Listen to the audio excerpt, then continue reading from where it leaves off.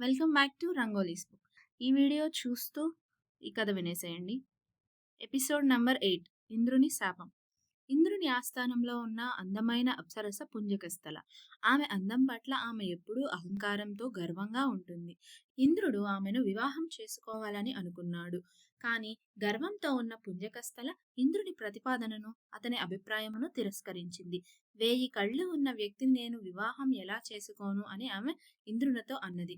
నా భర్త 3 లోకాలలోనూ అత్యంత అందమైన వాడుగా ఉండాలి అని పుంజకస్థల ఇంద్రునితో అన్నది. అందుకు గాను ఇంద్రుడు పుంజకస్థలను ఇలా శపిస్తాడు. నువ్వు భూమిపై అంజన అనే కోతిగా జన్మిస్తావు. పుంజకస్థల ఆశ్చర్యపోయింది. ఆమె స్నేహితురాలు అద్రిక అనే మరో అప్సరస ఇంద్రుని శాపానికి వ్యతిరేకంగా నిరసన తెలిపింది.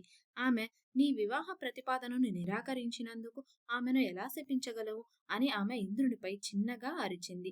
ఆ మాటలు ఇంద్రునికి మరింత కోపానికి గురిచేశాయి. భూమిపై ఉన్న నీ స్నేహితురాలితో నువ్వు ఎందుకు చేరకూడదు అని అద్రికతో ఇంద్రుడు కోపంగా అన్నాడు.